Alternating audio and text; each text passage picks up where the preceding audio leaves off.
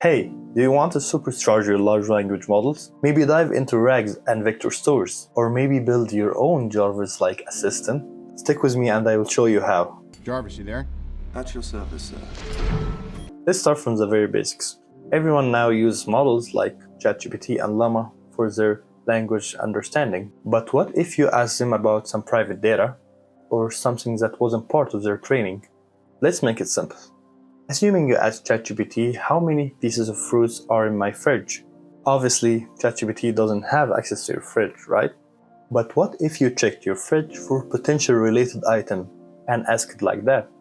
Based on those information, can you answer me the following question? I have 1 apple, 1 carrot, and 1 banana in my fridge. How many fruits do I have in my fridge? So the model will obviously answer 2 pieces of fruits, because it has the general knowledge of understanding that the banana and the apple are fruits and the carrot is not fruit. This is actually the very basic idea of RAGs. So you build a prompt that have 3 main parts: the model rule, the user question, and the additional content.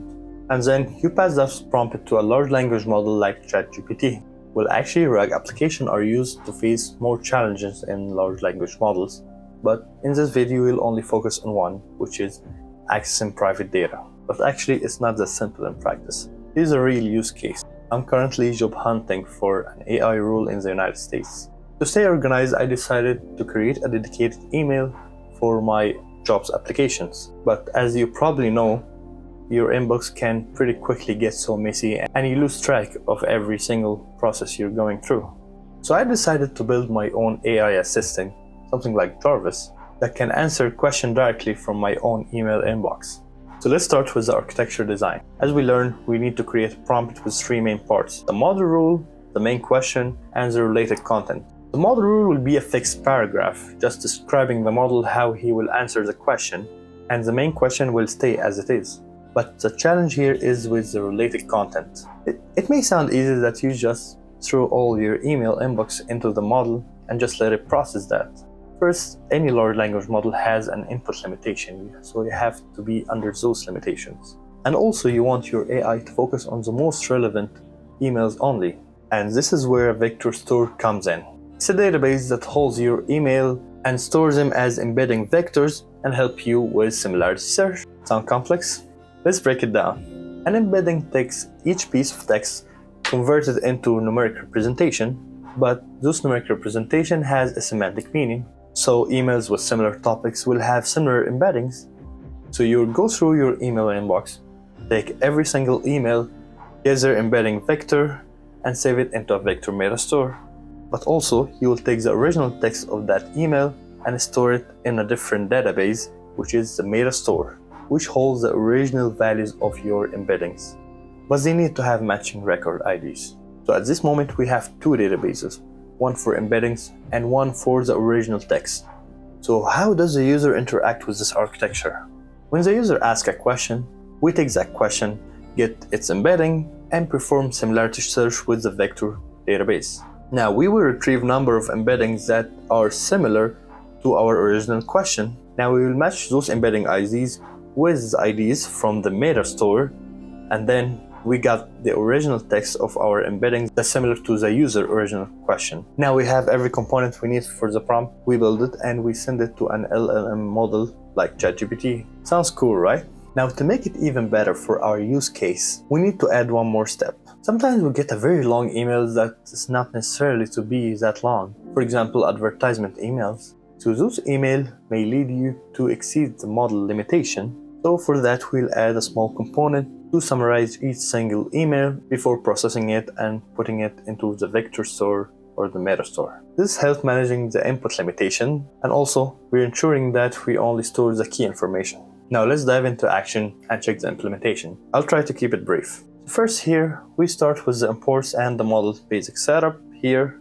And next here are the summarize function, which is actually a mini RAG application itself. The user main question, which is the request to summarize, and the rule, which is explaining the output format, just like here. And next we have the function for accessing and formatting Gmail through the Google API. I won't go into details here since it's not the main focus on this video, and there are plenty of tutorials covering it in details. So then we move to the embedding and the release functions.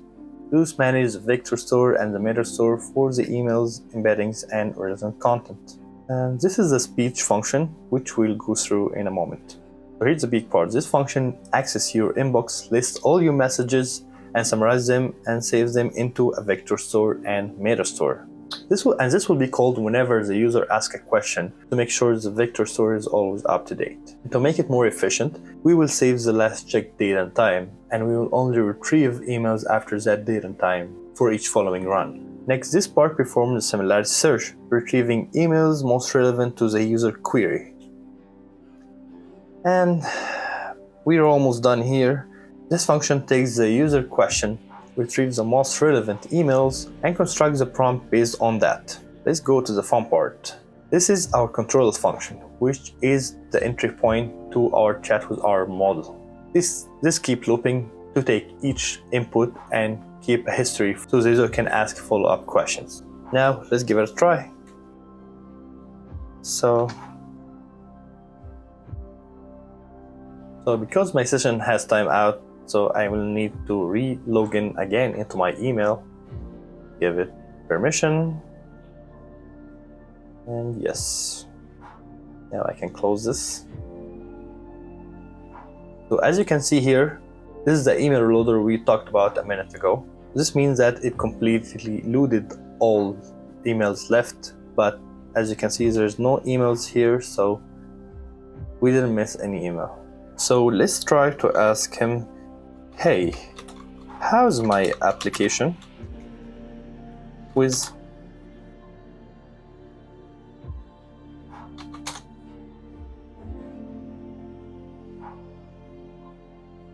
So your application with is in progress. They are awaiting your current CPT eligibility letter, resume, and S4 format, etc., etc. Okay, let's try to ask a follow-up question.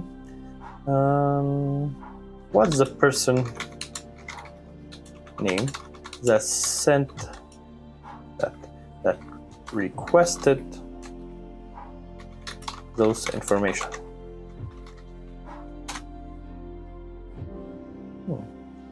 Okay, the person who requested that information for you is... Okay, now we can just exit. It's simple. And yeah, exit, thank you.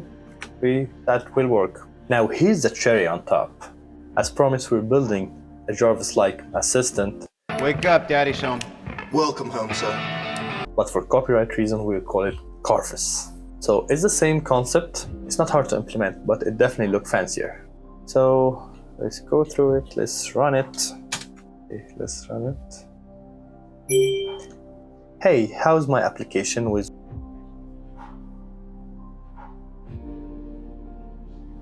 Your application with is not progressing. They have decided not to move forward with your application. However, they appreciated your interest and encouraged you to stay in touch for future opportunities. Did they mention the reason why they rejected me? The emails did not specify a reason for the rejection of your application with. They noted that your background was impressive but did not provide further details. Okay. New conversation. Starting a new conversation.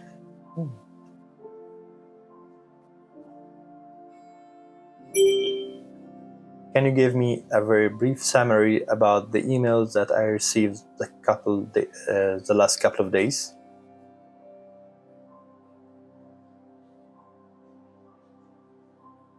Recent emails include job application confirmations from various companies, including a notification from indicating other candidates were selected but encouraging you to explore more opportunities. There are also updates about job opportunities specifically tailored for you in data science roles. Additionally, there are newsletters with insights on the finance industry and job market updates.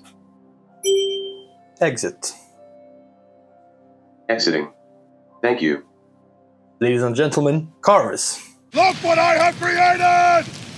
I have made fire! So I think that's it for the demo.